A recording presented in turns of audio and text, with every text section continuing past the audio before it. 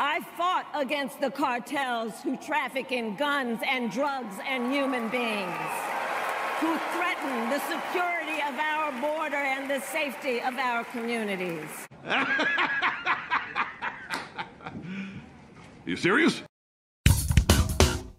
The DNC has officially wrapped up, and Kamala Harris closed it out by happily accepting the nomination where no one voted for her, and by making her appeal to the American people as to why she should be president over Donald Trump. Now, there are some big lies I want to get to, but first, to kind of paint the whole picture, I want to show this clip from The Breakfast Club, where we have a rapper telling Charlemagne the God that he's just sick and tired of the lies coming from the Democrats. Let's check this out. I don't like the way the Democrats are. I don't. I just don't. And not them not them individually, but more so as a whole. As a party. Yeah, as a party. I don't like it. I don't like the pandering.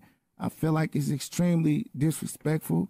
I think they intellectually manipulate us with strong words like racism, stuff like that. I just want to be told the truth. I want to deal with people to whereas what you see is what you get. Mm-hmm. You know, I want to know who you are on and off camera. Well, you shouldn't listen to people. Just continue to do your own research, you know, and we can have a conversation later. I don't want to go off of what somebody is telling me, you know, because every time I was told anyone said something or done something and I went and did the research myself, it was taken out of context or it wasn't that. You know what I mean? So that's rapper Icewear Vezzo, and he basically says that, yeah, he's sick and tired of the Democrat pandering and lies, and every time he looks into something, a statement that is supposedly said by someone like, say, Donald Trump, it turns out to be incorrect, and he uses that phrase, I did my own research, which is something the left loves to kind of make fun of, like, you're doing your own research? How dare you? Please trust the media, trust us to give you the truth that you can't find on your own, obviously. Just the other night, we had Joe Biden repeating the very fine people on both sides lie about Donald Trump, something that has been massively debunked even by folks on the left. But of course, this is what Democrats always do. And what Kamala Harris is going to do, let's go ahead and get started with this. After decades in law enforcement, I know the importance of safety and security, especially at our border.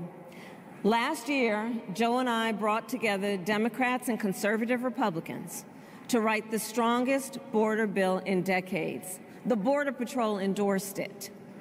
But Donald Trump believes a border deal would hurt his campaign. So he ordered his allies in Congress to kill the deal. Well, I refuse to play politics with our security, and here is my pledge to you. As president, I will bring back the bipartisan border security bill that he killed, and I will sign it into law. Yes, after decades in law enforcement where she refused to prosecute illegal immigrants, now we're supposed to believe that all of a sudden she's a border hawk, and she's talking about this border bill that Donald Trump supposedly sunk because it would be good for his campaign. No, the Republicans and Donald Trump sunk it because it allowed nearly 2 million illegals into this nation every single year. 5,000 per day, and once it's 5,000 per day, then we're going to shut down the border. The system is overwhelmed. Illegal immigration should be stamped out because it is bankrupting this country and bringing in dangerous criminals, cartels, drug traffickers, human traffickers. But this is all something that Kamala Harris can't be bothered with, right?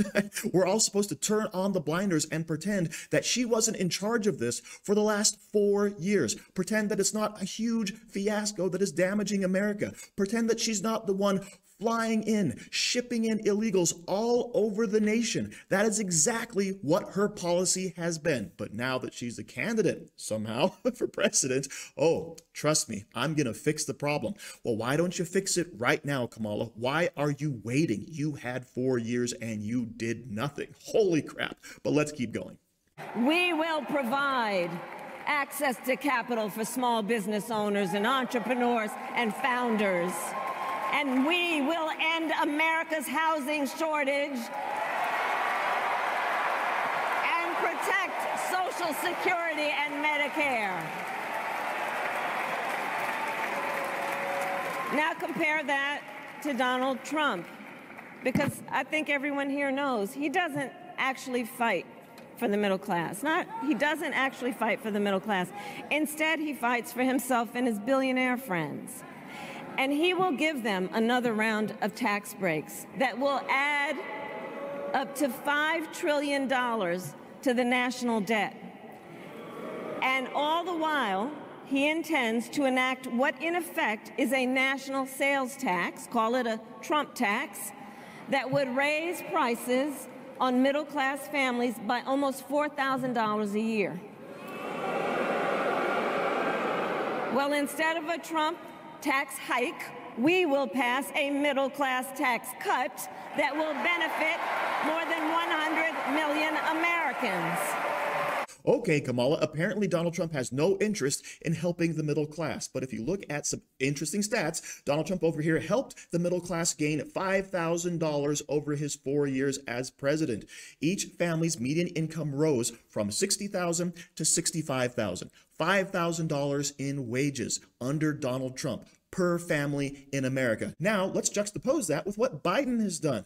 We have basically, due to inflation and poor Biden economic policies, $11,400 per year less per family. If you want to live the same way you did when Trump was president, you have to spend almost $12,000 more every single year. That is what Kamala Harris and Joe Biden have brought to the country. But now, all of a sudden, guess what? Kamala Harris has the answer. She's going to help small businesses. She's going to help the middle class. She's going to help grow the economy. But apparently, she kept this plan secret from Joe Biden for 4 years, only to enact it now.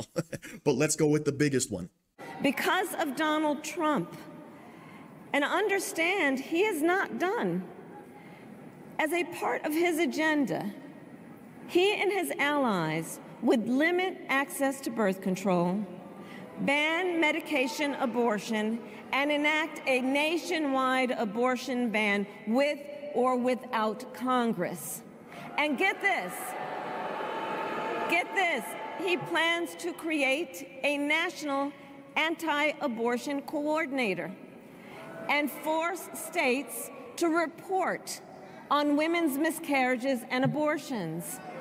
This is probably the biggest blatant lie of the evening, because Donald Trump has gone on record saying that he was proud to take abortion and give it back to the states, to overturn Roe v. Wade, but he does not by any means support a national ban on abortion. Many people have asked me what my position is on abortion and abortion rights, especially since I was proudly the person responsible for the ending of something that all legal scholars, both sides, wanted and, in fact, demanded be ended.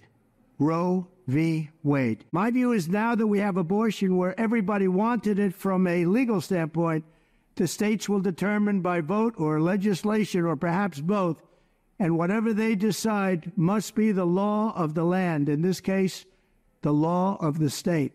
So everything out of Kamala Harris's mouth is a complete and total fabrication. They're trying to scare the leftist women in this country into thinking, oh no, I can't kill my baby anymore if Donald Trump gets elected. When in reality, the real radicals are the people on the left, are the people like Kamala Harris who support abortion up until the moment of birth and even beyond. Like her vice president, Tim Walz, who actually says, hey, go ahead and kill your baby in a botched abortion if it lives and is now on a table lying there screaming in pain and agony. That's exactly the stance the left has. They are the crazy, wacko, weirdo radicals in this scenario.